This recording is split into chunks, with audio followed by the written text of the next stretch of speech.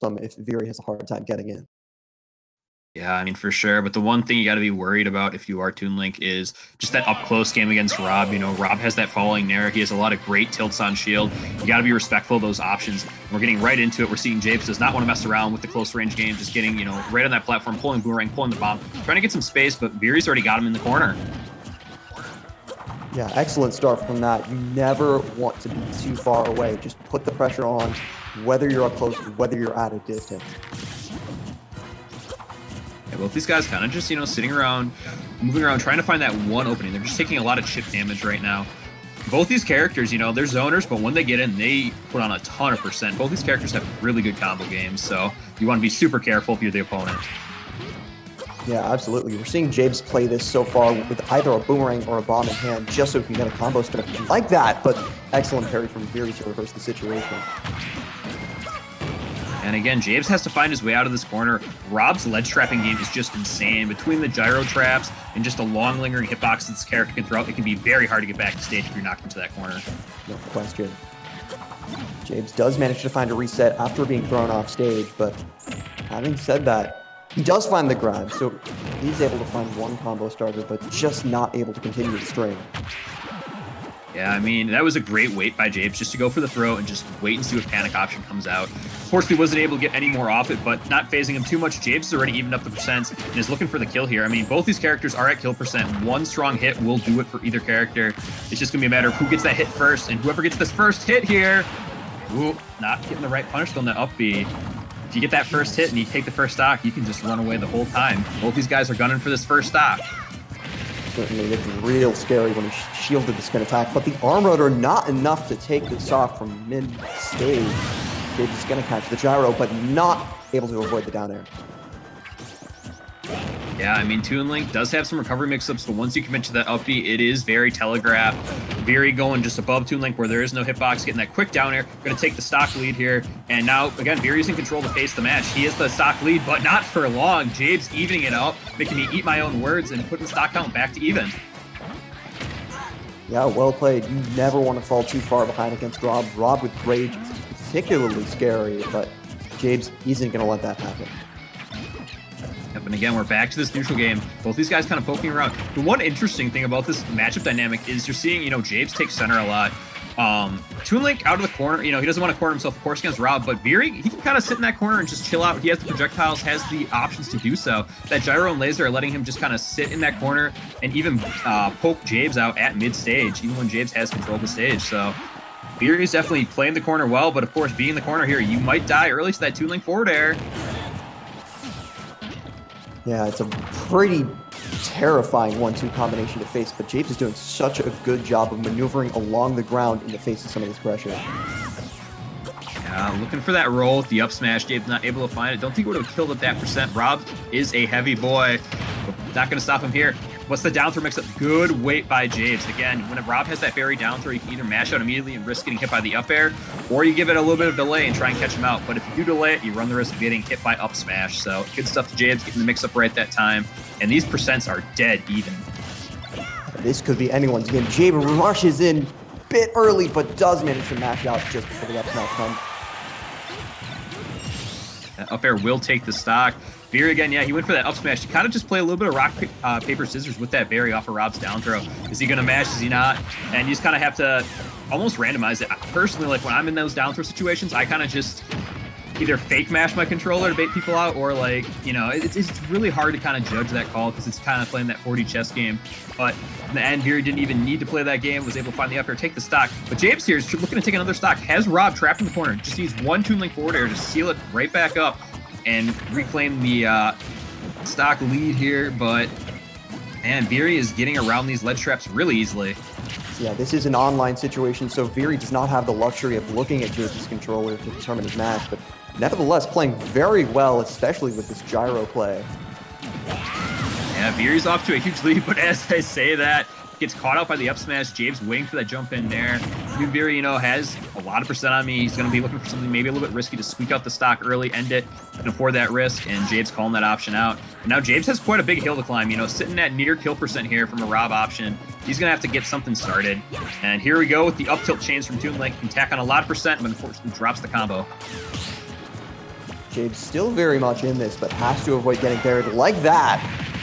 That is going to be troublesome. That's going to be, it is going to be the game. I thought he DI'd it correctly, but just by the skin of his teeth, Viri going to take game one. Yeah, a little bit of a panic option there. I think with the up B from James, maybe he was expecting to hit the ground or something first. I mean, again, it is Wi-Fi, so there may be some, a little bit of delay with your buttons, but honestly, part of me was like, maybe James was doing that just to get away from Rob, guarantee the space, and have the bomb reset. But Toon Link's bomb timer actually takes quite a long time, so not going to clutch it out. But Viri's going to take game one. James now has the counter pick. Viri's going to ban Battlefield and Smashville, and I agree with those picks. You don't want to have Toon Link camping out underneath those platforms, pulling bombs, chucking boomerangs. So Viri's going to opt, hopefully, to take James to a flat stage, but James going to take the one last tri-plat that's left in Yoshi's Story to get some of those early horizontal kills with the Toon Link Fair. Yeah, I like the pick, the narrow side blast zones, as you mentioned, as well as some of the juggling capabilities if he does manage to get a combo going. I mean, that's one thing we saw is that up tilt is just such a great combo starter for Toon Link. That's where James found a lot of percent. Not only do you just chain those together, you can get a lot of air dodge mix-ups with your falling up air as well. So as we're seeing there, yeah, James looking for it, but unfortunately going to get shielded, and the situation is going to be reversed on James. He's in a really scary spot here, but able to get right back using all of his resources. And James is still in this, but still has to find a way out of this corner. Excellent start. One thing about those ledges is that it does make Rob Nair a bit more lenient with the spacing. You can whiff it and still drop off the ledge because of the slant, whereas on a normal stage, you might fall in the corner. Yep, and again, we got James sitting at center here. These up tilts keep getting punished. He's looking for this up tilt to get some damage going, but every single time, Viri's ready for it with the shield. James, that Toon Link grab is a way to deal with shield, but it's very risky in there. I think James might have tried to jump out, get a punish on it, but the back air, that big lingering hitbox, is going to clean up a quick stock for Viri, and Viri off to a great start here in game two. Playing so cleanly, the down air to get things started. Doesn't find a follow, but still in a very good situation after finding that back throw into gyro. Yeah, a little scary there with James. I mean, you get hit by that gyro, and you're just thinking, that side B's coming, but James fortunately able to get back to ledge using the Toon Link tether recovery. But here it comes. Waits it out this time. Doesn't go for the immediate tether. Knows that the side B's coming, because if you're Viri, again, you can afford to take risks. You got a huge stock lead here. Might as well go for it. You're Rob. You got plenty of early kill options like that side B, but not going to do it just yet. Yeah, unfortunate for James that he just dropped shield a bit early. The bomb is not going to save him. Does not provide the height necessary, and Viri up 3 stocks to 1 on the fast track into the next round. I mean, thinking about this match compared to game one is James has just spent so much time trapped in that corner. Viri's ledge trapping here on Yoshi's Story is just insane. He's making all the right calls, getting all the right hits, and just keeps resetting the situation on James again and again. But now James is starting to wake up here. He's almost got Viri to kill percent. One good hit will take a stock off of Viri, and James will still be in it and win it. Yeah, to James' credit, he's not playing frustrated, still sticking to the regular neutral plane Toon Link, although that almost got him. Yeah, it looks like he was able to actually get a Toon Link Nair out just in time to break the side B. Had that side B hit, I think James would have been out of here, but James still in it to win it. And James is a player who, has a really good mentality. We've seen him make these giant comebacks before, so it's definitely not out of the realm of possibilities to see a Toon Link comeback here in game two. Absolutely, it's just a monumental task against a player of Viri's caliber, and he's still keeping his distance, not being hasty. He realizes the 3 stock is available, but doesn't need to rush it. Yeah, and I mean, speaking of not rushing it, James also is definitely kind of mellowed out in his pressure as well. He's being a lot safer with his buttons, looking for just the safe hits here. We're not seeing a lot of those Hail Mary up tilts that we saw at the start of the game, but here we go, the down throw mix-up. Viri gonna just taunt, almost catches the air dodge with the up smash. But, I mean, with that kind of a lead, yeah, you got to be feeling yourself. Viri still has 2 stocks, and James is sitting at a very lethal percent here. Yeah, I can certainly see the mentality from Viri already having buffered an up special once and costing him a stock. And I think he was counting on James to do that exact same thing again. Yeah, but James answering right back. Quick 53% combo, but that side B is just going to power right on through. Even the boomerang couldn't save James in time. Had it been there a little bit earlier, maybe we would have seen a reversal, but fortunately, not going to come in clutch that time. Viri walking away with the 2-0, moving on to the next match in winner's side of bracket. James will be dropping down to losers. So great set to start out. Top 32. Again, just showing how much of a powerhouse Rob is when you're trapped in that corner.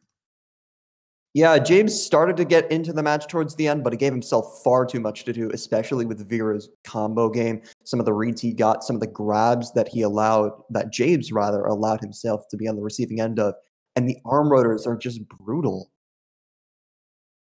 Yeah, it looks like we'll be going right into another winner side match coming up real soon. We're going to be getting Captain Remix, the Ice Climbers player, versus Eric, who has been using Me Sword Fighter today. So it'll be Ice Climbers versus Me Sword Fighter. Really interesting matchup. Yeah, it's not something you see every day. These are two of the lesser seen characters, particularly in the Midwest. I believe these are the two most foremost representatives of these characters since Monica retired. But yeah, but we're getting a quick little replay here from Red Bull. And shout out to them for sponsoring us. Just showing again like how many kills were found in the corner in this set. James again catching that little bit of aggression there with the up smash, but I mean the real showstopper here was just Viri's down throw game. He was getting the right mix-ups. He was even kind of waiting there for James to cough him a button, and that's where he found so many stocks. Yeah, Rob's potent tools, his down air, his laser, he was able to get things started despite some of the projectiles that James was throwing his way, and that made all the difference. Yeah, I mean,